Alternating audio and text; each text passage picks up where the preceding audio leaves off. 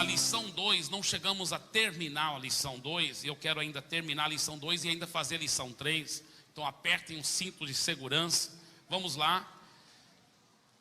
Gostaria de relembrá-los e recordar só um pouquinho a lição 2. Então abra sua apostila para a página 11.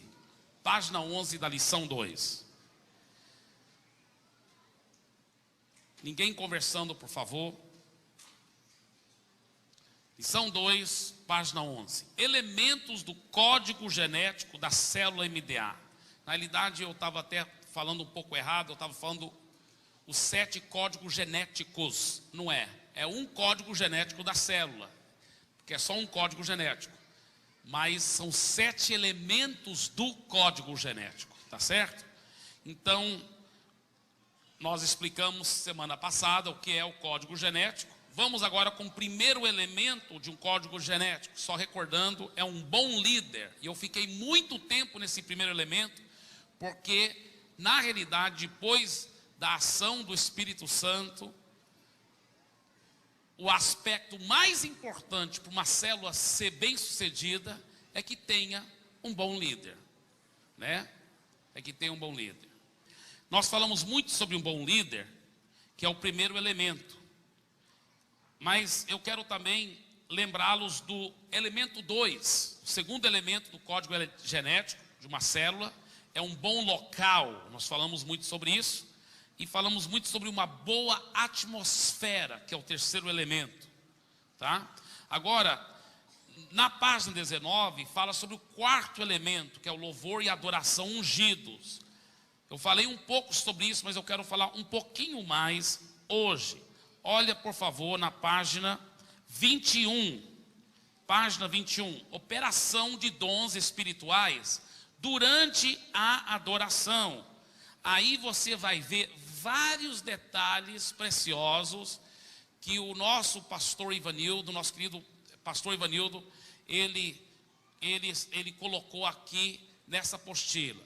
Quero mais uma vez agradecer ao pastor Ivanildo por todo o trabalho que ele tem empenhado, preparando essas apostilas com todo o carinho e com toda a excelência. Parabéns, pastor Ivanildo, em nome de Jesus.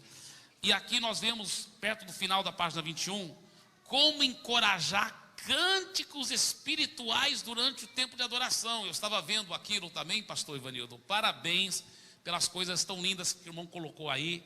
Gente, por favor, nós não temos tempo aqui durante o TLC de entrar em todos os pormenores, mas aproveite a riqueza dessa apostila para enriquecer a atmosfera espiritual do louvor e adoração na sua célula. Então, estude essas coisas, são coisas preciosíssimas que o pastor Ivanildo colocou. Eu acho lindas e muito importantes. Tá? Então, por favor, esses últimos 2 pontos aí sobre os dons do Espírito Santo e cânticos espirituais, vale a pena você colocar umas estrelas aí e voltar a estudar com mais calma. Vamos lá no quinto elemento, revelação na palavra. Primeiro, nós vemos aqui por que o compartilhamento da palavra na célula. Aí nós vemos o duplo propósito do compartilhamento da palavra. Agora eu quero agora aprofundar um pouco mais naquele terceiro subitem, que está escrito revelação para a ministração da palavra. Todo mundo sabe onde eu estou? Página 22, lá do meio para o fim da página, revelação para a ministração da palavra. A igreja pode fornecer um estudo bem elaborado, dinâmicas criativas, perguntas bem feitas, mas o rema do alto só vem através do instrumento humano, que é o facilitador da mensagem. A pessoa que vai facilitar o estudo deve se preparar bem, organizar o material, revisá-lo e ter o estudo bem fixo na sua mente, no seu coração. O preparo maior é a oração e a dependência do Espírito Santo. Não faça as coisas relaxadamente, não é mesmo? Vamos fazer com excelência. É bom usar dinâmicas apropriadas. Podem ser as fornecidas no estudo ou algumas que o facilitador possa ter e que se apliquem bem ao assunto. Até quero encorajar comprarem um livro que o pastor Ivanildo fez sobre ilustrações, né? E tem muitas dinâmicas, ilustrações e quebra-gelos para você usar na sua célula. Na célula, antes da palavra, é muito legal, você chama a atenção de todo mundo, usando quebra-gelos criativos. E o pastor Ivanildo até escreveu um livro com muitos quebra-gelos, né? Com muitas ilustrações, você poderá adquirir aí, sempre nos domingos, no material da igreja aí, tá certo? Agora, a pessoa que vai facilitar a mensagem deve ter estado na igreja no domingo anterior. Você não vai nunca, viu, líder de célula, pedir alguém para facilitar a palavra na célula que não teve no culto no domingo. Essa semana aqui é uma exceção, porque essa semana é o que nós chamamos de semana especial, porque você tem a liberdade de preparar a própria palavra que você quer preparar, ou celebrar o aniversário das pessoas, fazer uma coisa evangelística, assistir um filme bem evangélico, como Fazendeiro de Deus, alguma coisa assim, porque não vai ter um estudo essa semana. Uma vez por mês nós procuramos, mais ou menos uma vez por mês, cada 4 a 6 semanas, dá uma semana, o que nós chamamos de semana especial, para você poder fazer algo evangelístico, ou algo criativo, tá certo? Essa semana é uma delas.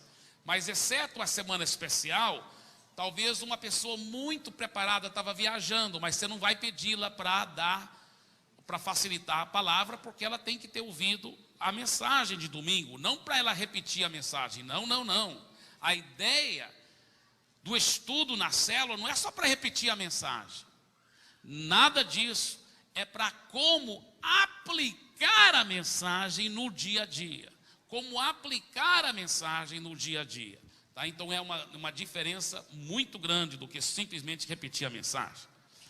A pessoa que vai facilitar a mensagem deve ter estado na igreja no domingo anterior, deve ter ouvido a mensagem e absolvido-a bem, pois quase sempre ela será o tema do estudo na célula. A mensagem da célula não é uma pregação, mas uma reflexão interativa com a participação de todos, num clima descontraído e espiritual.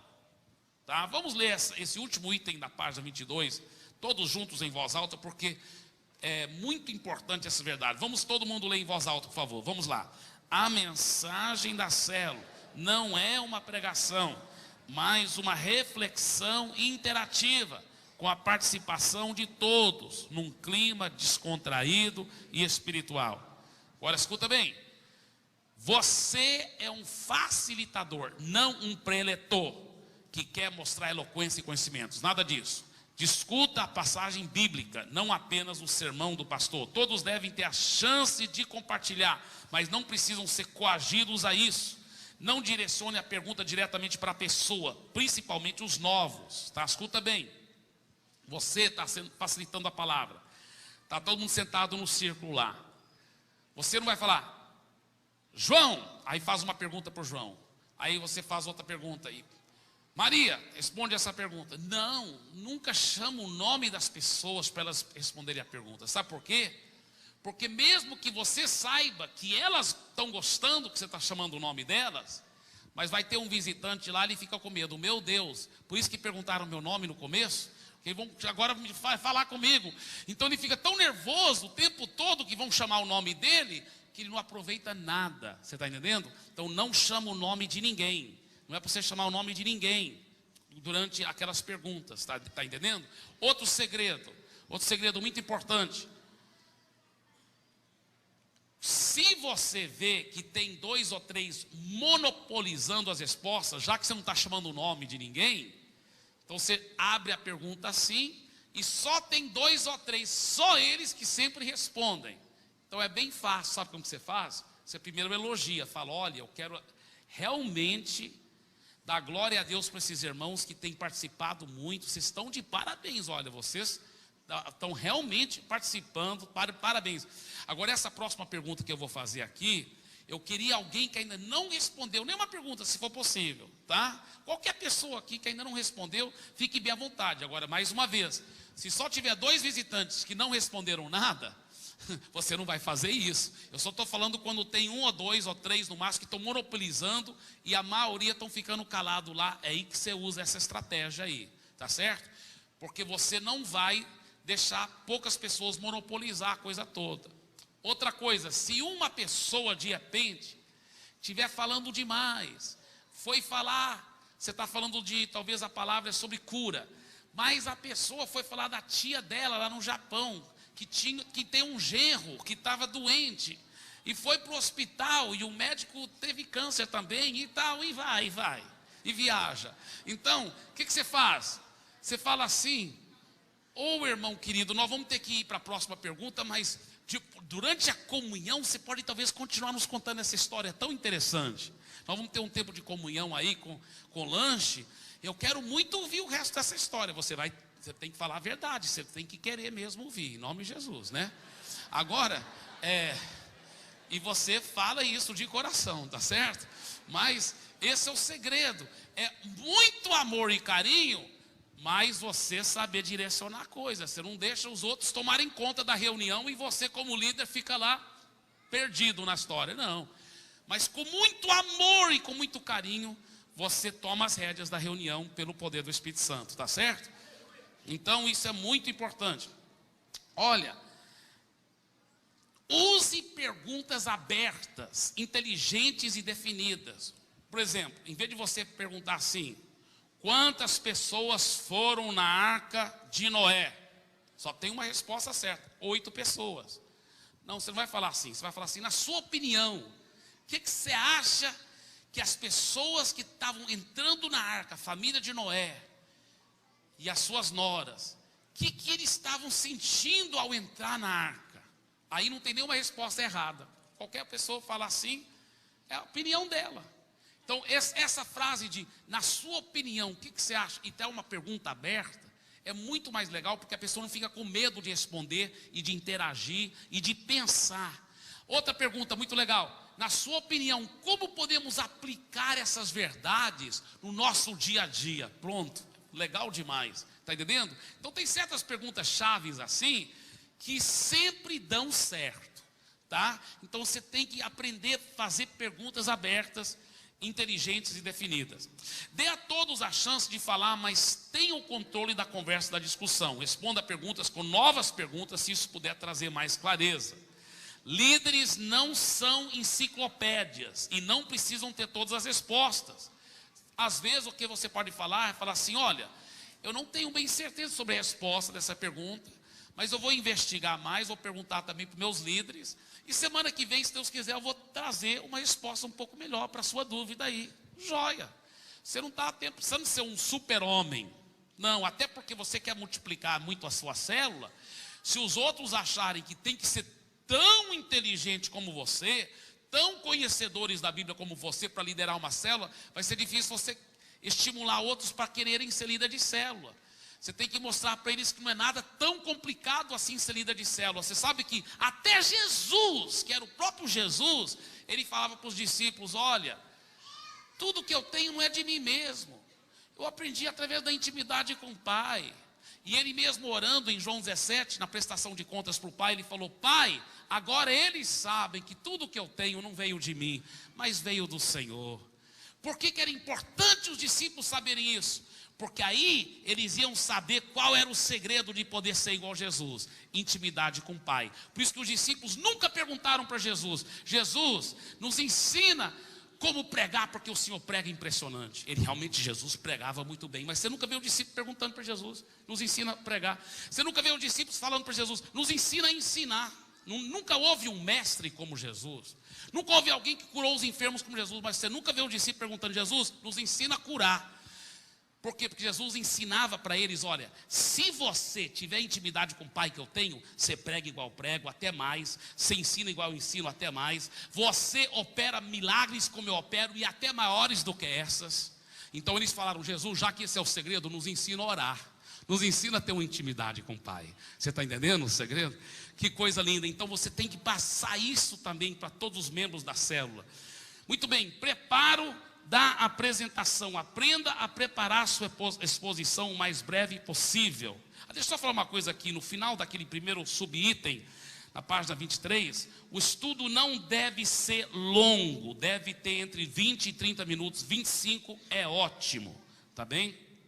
Agora, aprenda a preparar a sua exposição, tente olhar o mínimo possível para a folha, ou para as suas anotações. Você deve decorar, ou pelo menos saber, mais ou menos, pelo menos, né, os pontos chaves da folha e da mensagem. Muito bem, vamos logo naquele último subitem da página 23, revelação na palavra na hora da ministração. Vira a folha para a página 24, eu quero enfatizar aqueles pontos aí no começo da página 24. A ministração da palavra, ou seja, agora não é só o compartilhamento da palavra, agora é a hora da ministração. É tão importante quanto a pregação, você deve sempre permitir que as pessoas sejam ministradas. Sinais, maravilhas e milagres são os ingredientes básicos da ministração. Quando impuser as mãos ou simplesmente orar pelas pessoas, você deve estar consciente de que você está mergulhando em direção à unção. Permita que a unção flua através de você para mudar vidas. Envolva a todos durante a ministração, não monopolize o momento. Então, no final do tempo da palavra, tenha ministração, ore com as pessoas com imposição de mãos, enfim. É muito gostoso um clima molhado com a unção do Espírito Santo, um clima ungido. Tá? O sexto elemento é a visão e prática do purê de batatas. Esse tema está largamente estudado no livro O Purê de Batatas, lançado pela MDA Publicações. A visão do purê de batatas trata essencialmente um estudo aprofundado de João capítulo 17, a oração sacerdotal de Jesus. A comparação ilustrativa é de um purê, onde as batatas são cozidas, descascadas, amassadas, misturadas com sal, gordura e leite, e transformadas numa deliciosa massa cremosa e homogênea. Mas para simplificar, deixa eu só te falar aqui, como que o purê de batata funciona. A batata crua com casca simboliza alguém que ainda não converteu. Para ele converter, simboliza uma batata cozida, tá? Agora, uma vez cozida, a batata ainda não está pronta para fazer purê de batata. Tem que também descascar, tem que tirar a casca dela. Então, o que nós aprendemos na visão do purê de batata? Que muitas células, elas, não da nossa igreja, pela fé, em nome de Jesus, mas muitas células têm sido muito assim, chatas e meio maçante, porque é só um saco de batata juntos. Ajunta um monte de batatas, aquele saco de batata. Por quê? Porque muita gente não convertida, e até os convertidos, ou seja, batata cozida ainda tem a casca, então não tem purê nenhum lá, só um saco de batata. Mas, quando a célula se torna um purê de batata, é impossível ela deixar de ser gostoso. É uma célula muito assim gostosa de participar, uma célula assim atraente. Um purê de batata serve como imã, todo mundo gosta de ir lá, porque é divertido, é gostoso, é prazeroso. É uma comunhão tão deliciosa, até quem não converteu é atraído ao purê de batata. Agora, como que você, como líder de célula, poderá garantir um purê de batata? Primeiro, você tem que ter várias pessoas convertidas, porque são as batatas cozidas. Segundo, essas pessoas convertidas têm que, no discipulado 1 a 1, não na célula, mas no discipulado 1 a 1, tirar as máscaras. São batatas agora cozidas e descascadas, sendo curadas, tratadas, sem casca, sem casca. Olha para o seu vizinho e fala assim: até que você é uma batata bonita, mas tem que tirar essa casca, viu, irmão?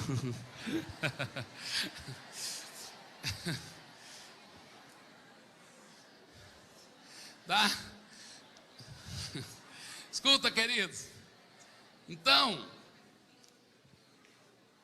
preste bem atenção. Você, como líder de célula, tem que ter várias batatas cozidas, ou seja, várias pessoas convertidas. Por isso que a célula não é só um grupinho de evangelismo, não.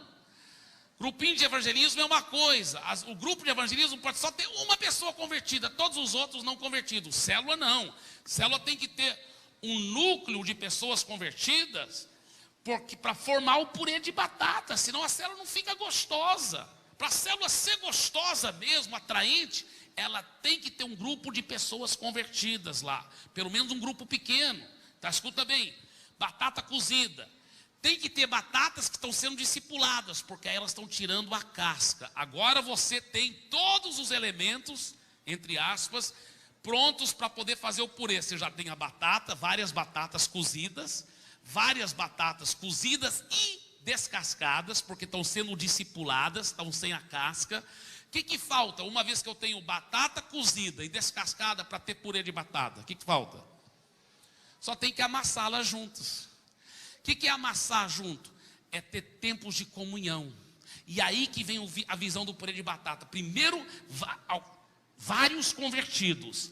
Segundo, vários convertidos sendo bem discipulados e curados. E agora começa a colocar esses irmãos juntos, para jogar vôlei juntos, para fazer uma feijoada juntos, para comer um churrasco juntos. Olha o que vai acontecer, porque eles estão sendo discipulados, não são crentes cheios de perebas, não são crentes cheios de problemas, porque estão sendo descasados. Olha o que acontece. Eles se ajuntam e começam a falar de Jesus, começam a falar de almas, começam a falar, aí você está tendo uma comunhão bíblica. Porque o que muitos crentes chamam de comunhão aí fora, não é comunhão bíblica, não é comunhão coisa nenhuma. Comunhão não é só crente se ajuntar, comer junto e contar piada evangélica, e falar de política, de futebol. Não, isso não é comunhão bíblica. Comunhão bíblica pode até às vezes contar piada evangélica, pode até falar de política, futebol, mas não é o assunto principal. Na comunhão bíblica é aquilo que Hebreus fala, estimulando uns aos outros ao amor e às boas obras. Só quem experimentou a verdadeira koinonia sabe como é deliciosa a koinonia.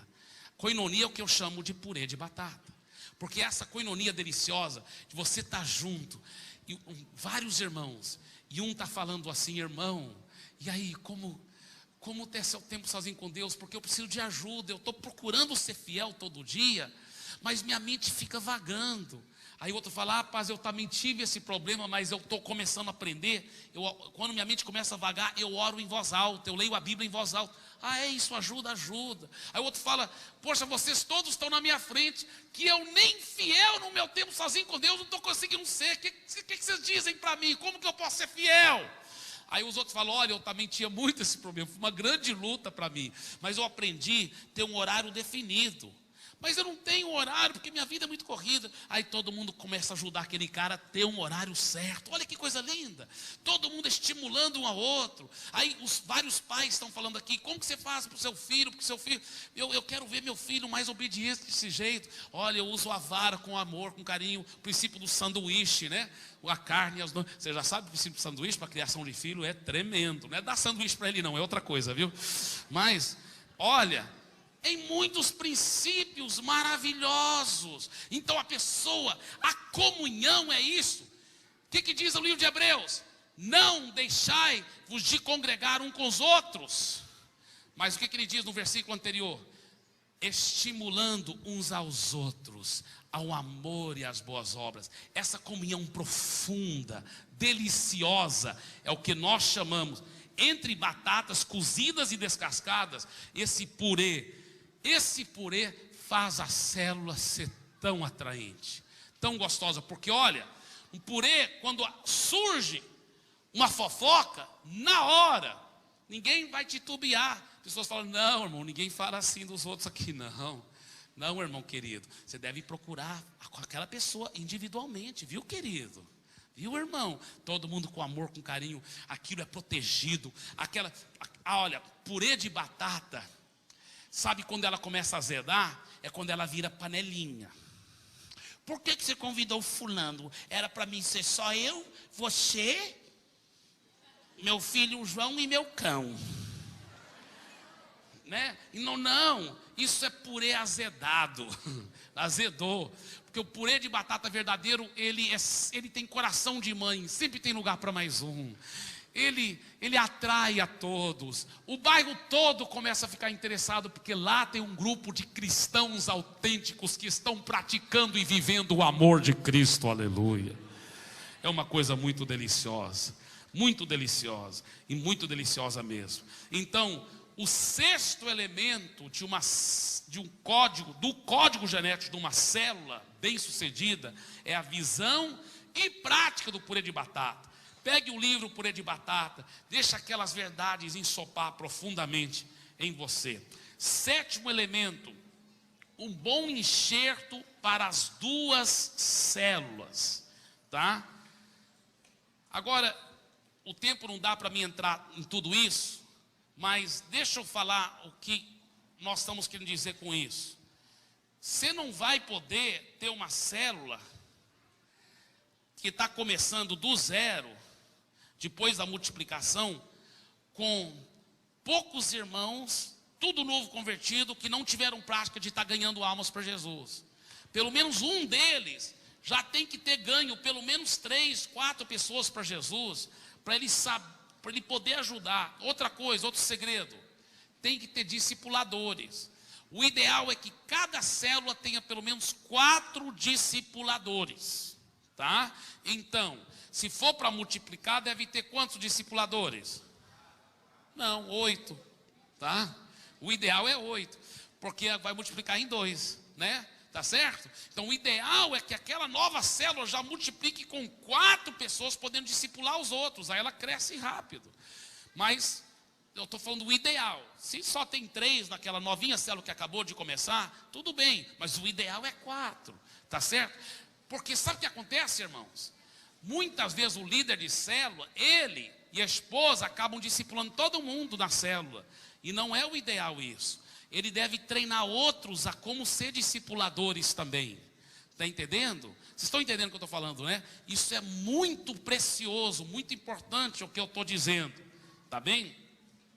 Agora, lá aquele último subitem da página 25. Por que multiplicar as células? Muito bom as coisas que estão escritas lá. Mas também, mais uma vez, eu não vou tirar o tempo agora. Deixa eu só falar uma coisa aqui que está na página 26. Quando a célula não se multiplica, pode sofrer uma séria estagnação. A célula empaca, não vai para frente nem para trás, mas fica monótona, fria e corriqueira. Pode sofrer uma mutação ou pode sofrer uma mortificação. Escuta bem, nós já vimos que tem um princípio assim que funciona desse jeito. A célula está uma bênção, está crescendo, está ganhando, está cuidando de muita gente. Mas por alguma razão, falta de visão, falta de conhecimento, não sei qual a razão, mas por alguma razão não multiplicou quando era para ter multiplicado. Sabe o que acontece? Começa a fazer assim, ó, às vezes só para assim. Está entendendo? A célula, ela tem que multiplicar na hora certa, para não ficar estagnada, monótona, morta. Tá? Você sabia que a célula, para continuar viva e sadia, ela tem que multiplicar, senão ela morre. Outra coisa, você sabia que um dos aspectos da qualidade da célula é a multiplicação. Então, se você quiser mantê-la sempre sadia, com qualidade, multiplique.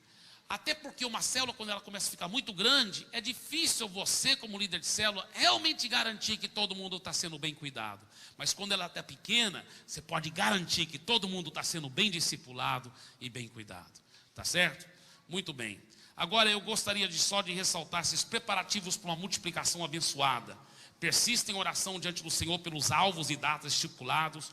Continue treinando os seus auxiliares. Desenvolva estratégias criativas e inspiradas de evangelismo. Alimente bem os novos convertidos através do discipulado 1 a 1. Ganhe novos membros pelo batismo e pela transferência. Marque a data para multiplicação e divulgue-a largamente. Fixe o endereço para a nova célula, garantindo um bom anfitrião. Combine os detalhes com seus supervisores e pastores. Organize um grande jantar de festa para celebrar a multiplicação. Convide seus supervisores e pastores para a festa da multiplicação. Aí tem oração também, né, sobre os novos líderes de célula, consagrando eles com imposição de mãos pelos seus pastores da sua rede, pelos seus supervisores. Depois é só monitorar o crescimento da nova célula. Vamos lá agora com a lição 3, as 5 funções da célula MDA. Só para relembrar como efeito de compreensão o que é uma célula, todos juntos vamos ler aquele parágrafo que está em negrito lá, logo no começo. Vamos ler em voz alta.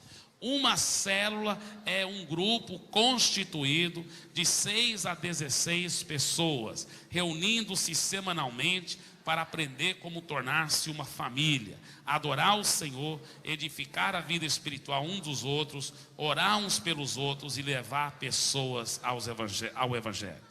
A célula tem muitas funções. Na visão do MDA, muitas funções são observadas e reconhecidas. Mas na prática operacional do dia a dia, destacamos 5 delas, as quais julgamos extremamente essenciais e que englobam todas as demais. As 5 funções são uma maneira pela qual podemos medir a temperatura e a atmosfera espiritual e social da célula, e assim garantir que ela cumpra o seu papel no corpo de Cristo.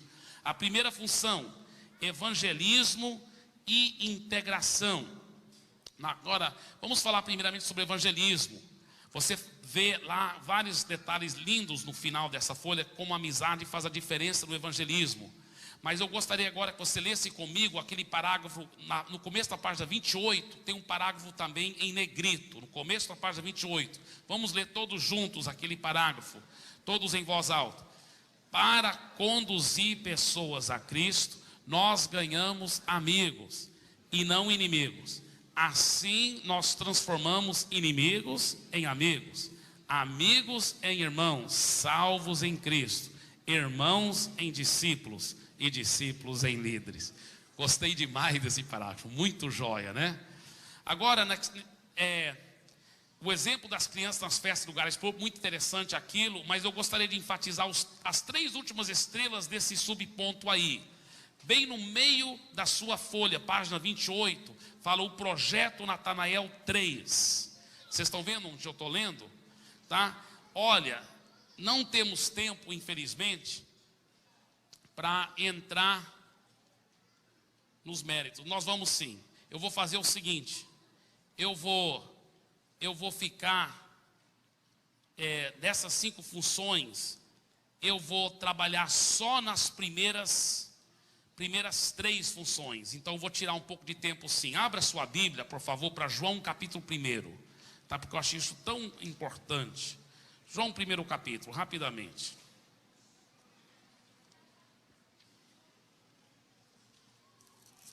João 1 capítulo.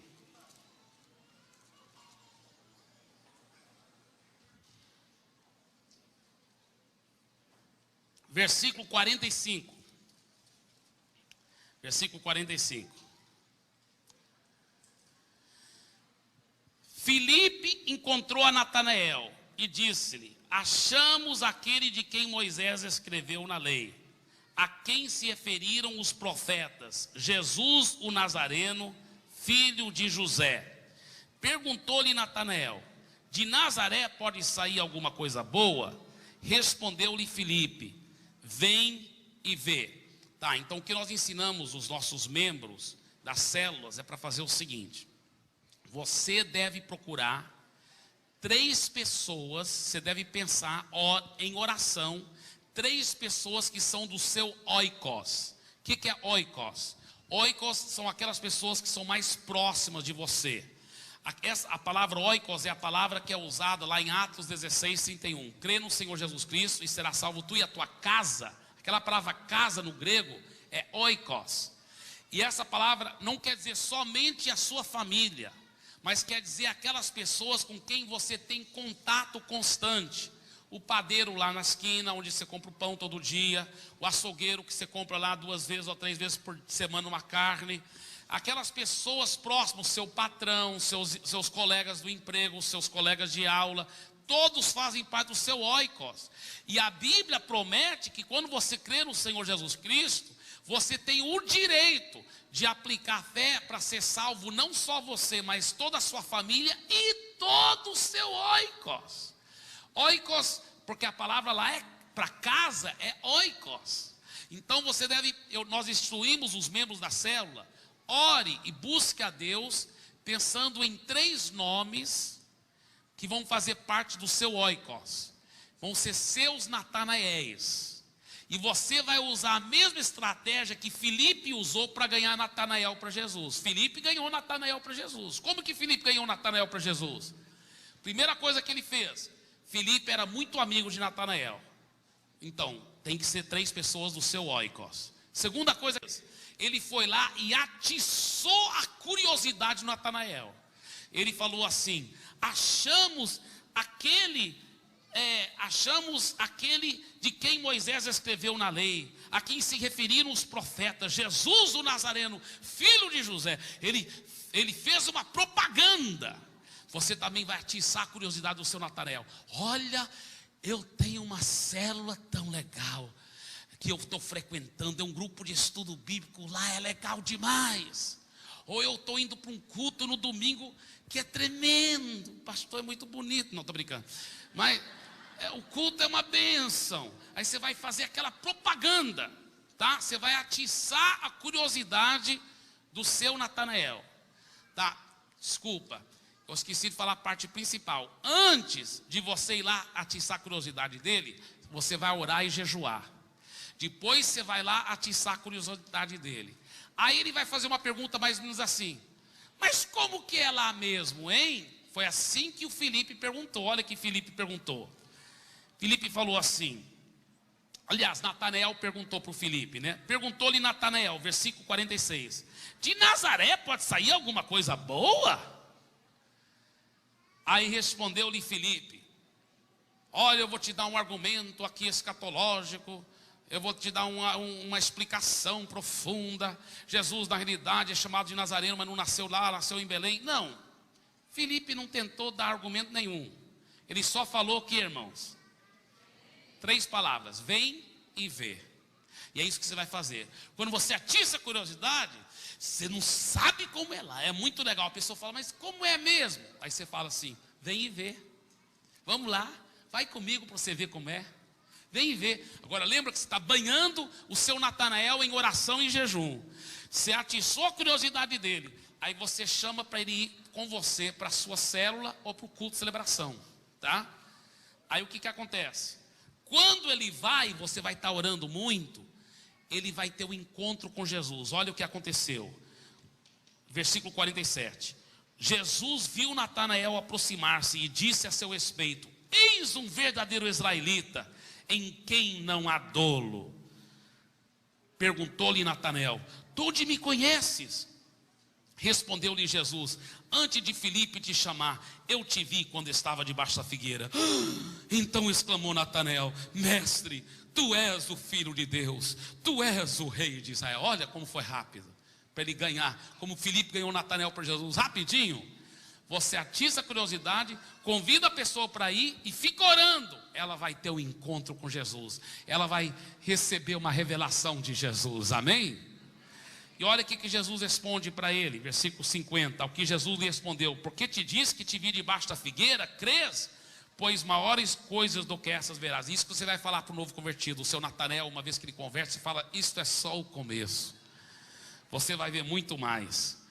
Mas Jesus falou mais uma coisa muito profunda, versículo 51. E acrescentou: em verdade vos digo, que vereis o céu aberto e os anjos de Deus subindo e descendo sobre o Filho do Homem. Eu não posso explicar toda a base bíblica, mas esse é um dos símbolos da igreja no Novo Testamento. É onde anjos sobem e descem, é lá, não o prédio da igreja, mas o povo, a igreja verdadeira de Jesus.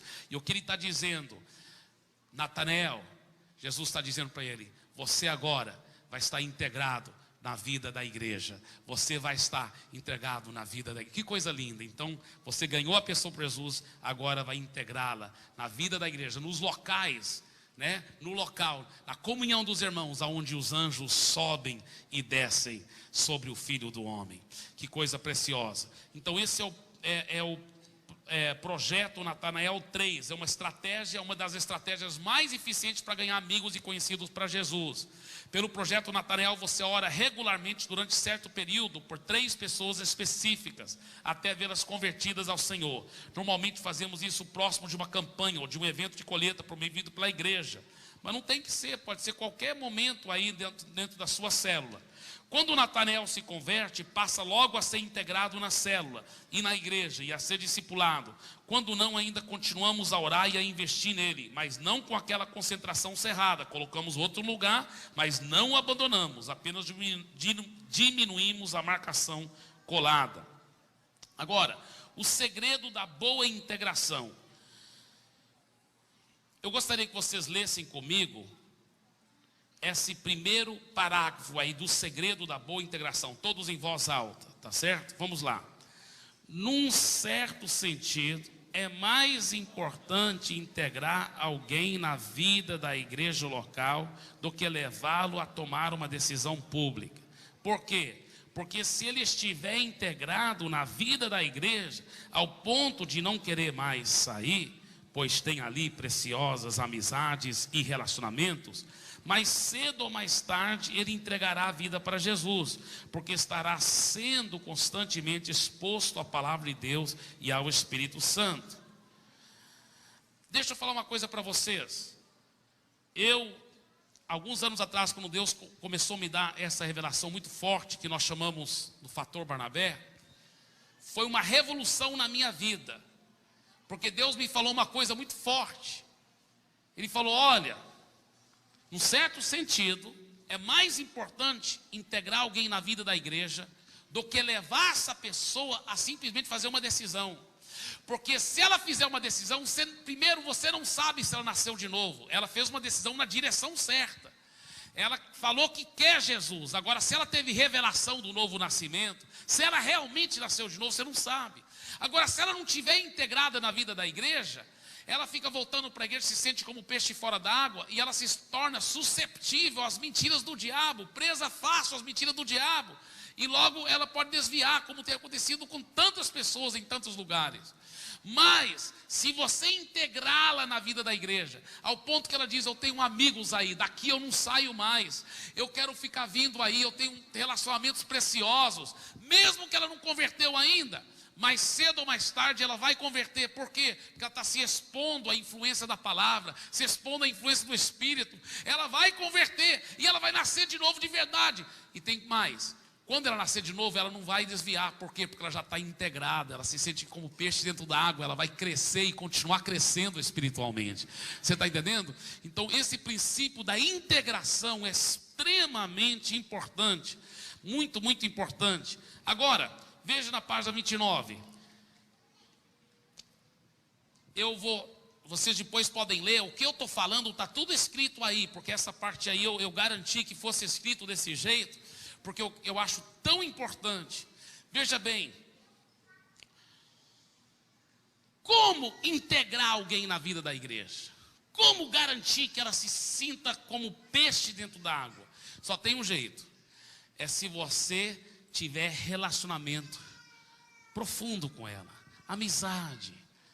Mas não é aquela amizade de você participar com as coisas erradas dela, mas a amizade de alguém que se interessa, que ama aquela pessoa, que quer o melhor para ela.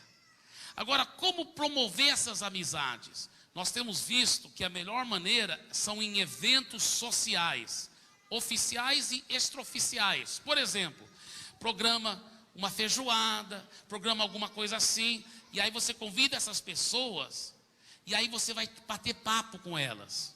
Só que você não pode fazer como eu fazia. Nesses eventos sociais, quando tinha pessoas não evangélicas, ou pessoas novas convertidas, sabe como eu me entrosava com elas? Eu ficava batendo um papo de 10, 15, até 20 minutos, achei que eu fazia fiz minha parte, aí eu voltava para a roda dos irmãos que já eram meus amigos íntimos, e começava a contar piada evangélica, e estava por lá. Eu pensei que eu tinha feito minha parte, mas preste bem atenção que eu vou dizer aqui. Uma conversa de 20 minutos não é suficiente para você formar amizades profundas. Se você quer que alguém, seja ele novo convertido ou até alguém que não converteu ainda, mas se sinta como peixe dentro da água, da sua célula, ele vai ter que ter amigos profundos, preciosos lá. Não pode ser amizades superficiais. O que você faz com aquele novo convertido então? Ele tem que ser o centro das atenções. Num evento desse, por exemplo, social, vocês estão batendo papo, vocês vão, os cristãos mais maduros, mais experientes daquela célula, vão sentar ao lado dele, conversar com ele, e ouvi-lo, e fazer perguntas sobre a família dele, até que haja um entrosamento profundo, uma amizade gostosa, e aquela pessoa começa a sentir: poxa, eu tenho amigos profundos aqui, daqui eu não vou sair mais. Então você dá um tapa no diabo, porque o diabo usa a solidão, a falta de amizade, como uma forma de poder jogar mentiras na vida da pessoa e enganá-la, para afastá-la das coisas de Deus. Então você, num verdadeiro sentido, tem que ganhar a pessoa primeiro para você, para depois ganhá-la para Jesus, através de amizade, de amor genuíno. Se você não tiver amor genuíno, isso nunca vai funcionar. Veja o segundo parágrafo aqui da página 29.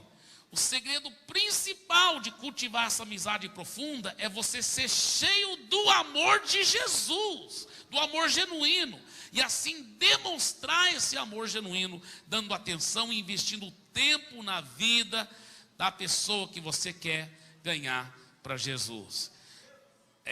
Olha o último parágrafo desse subponto aí. Lembre-se, uma amizade profunda não é cultivada com uma conversa superficial de 5, 10 ou até mesmo 20 minutos. É necessário investir tempo para ouvir o coração da pessoa e assim integrá-la na vida da igreja. Agora, os GEs são outra grande arma de evangelismo, mas aqui no TLC nós não vamos estar aprofundando nisso. Mas com certeza, na medida que você vai estudando na Escola Ministerial Paz, você vai aprender mais sobre os GEs também, e sobre como garantir ainda mais outros detalhes de uma boa integração. Vamos agora na segunda função, pastoreio e discipulado. Essa segunda função, nós já falamos muito sobre o discipulado, mas eu quero enfatizar algumas coisas sobre o pastoreio. Olhe na página 31, por favor, página 31, as primeiras estrelas lá na página 31. Leia comigo, por favor, aquele primeiro parágrafozinho da página 31, lá naquela primeira estrela da página 31. Vamos lá, todo mundo junto. Nossos líderes de células são verdadeiros heróis, pois são eles que pastoreiam as ovelhas no dia a dia das células, formando uma grande equipe pastoral com pastor titular e todos os demais líderes da igreja. Deixa eu falar uma coisa para vocês, de coração, e Deus sabe meu coração, que me dá vontade de chorar, mas na Igreja da Paz a verdadeira realidade, que os grandes heróis, depois de Jesus e do Espírito Santo, não é o pastor titular, não é a equipe pastoral, não é mesmo, eu lhe garanto. Não é o pastor Eibe, não é o pastor titular. Na Igreja da Paz, depois do Espírito Santo, os verdadeiros heróis são os líderes de célula, que eles que cuidam e cuidam bem das ovelhas. Então só os pepinos, que ninguém dá conta de resolver, que vem para mim.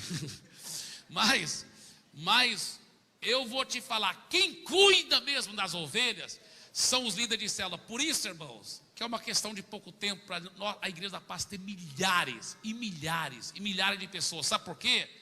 Veja bem, olha a visão da multiplicação. Até o final desse ano nós vamos ter quantas células em nome de Jesus? 700. Se cada célula tiver só média de 10 pessoas, vai ser 7.000 pessoas. Mas aí, só mais 3 multiplicações, calcule. 1.400 células, aí é 14.000 pessoas. Aí mais uma multiplicação, aí mais uma. 2.400, 240, não,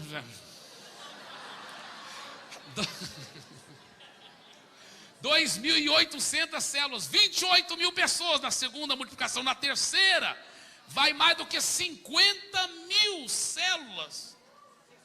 5.000 células, 50.000. Eu não sei, mas tudo é muito bom, aleluia. O importante é que nós vamos crescer, multiplicar e ganhar essa cidade para Jesus. Vocês concordam comigo em nome de Jesus? Dê uma forte salva de palmas para Jesus, aleluia.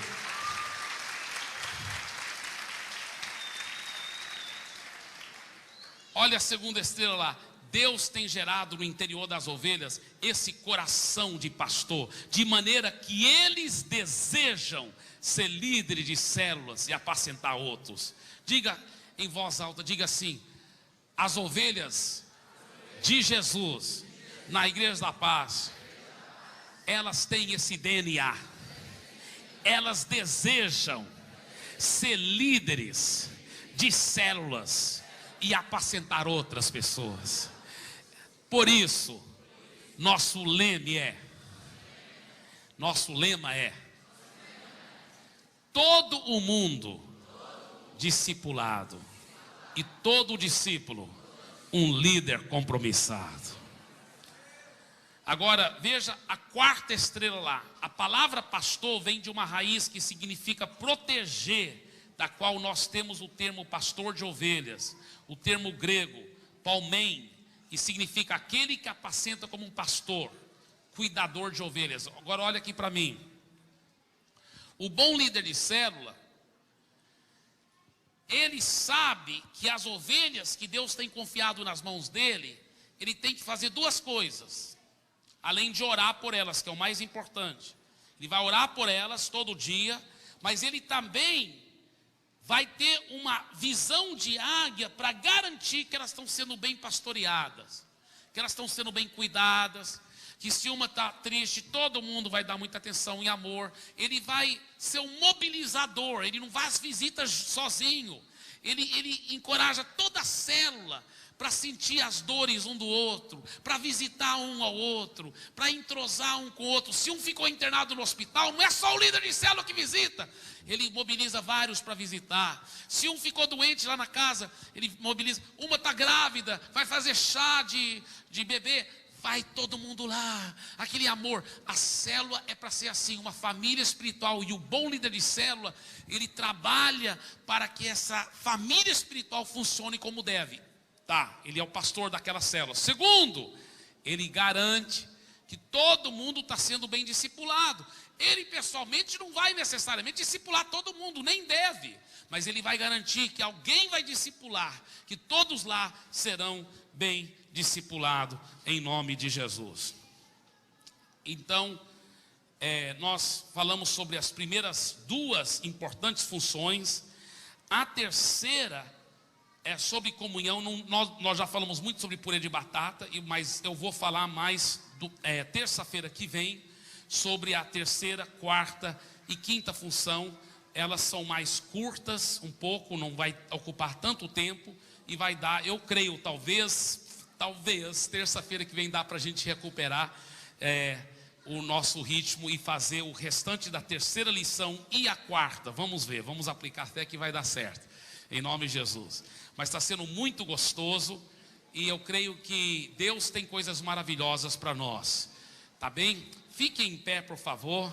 Nesses últimos momentos, inclusive está sendo gravado ainda, continue gravando, irmão Paulinho, porque você que está assistindo também através do DVD, eu gostaria que você concordasse em fé com o que nós vamos todos declarar aqui. Todo mundo declarando em fé. Vocês que estão assistindo também pelo DVD, declarem em voz alta. Diga assim em voz alta. Diga assim: obrigado, Senhor, porque as nossas células estão crescendo e multiplicando. E isso é só o começo. E agora diga do fundo do seu coração. Diga: eu declaro a minha célula, para a glória de Jesus, vai ser uma célula exemplar, sadia, com código genético, bíblico, de saúde, de vitória, incluindo os 7 elementos do código genético. E pela graça do Senhor, eu declaro, eu vou ser um líder de célula, bem sucedido, multiplicando a minha célula. E ainda neste ano, a minha célula vai multiplicar pelo menos uma ou mais vezes. E eu declaro, isso é só o começo. Nós vamos ganhar muitas almas, nós vamos cuidar bem delas, em nome de Jesus. Amém e amém e amém. Dê uma forte salva de palmas para Jesus. Aleluia. Deus abençoe.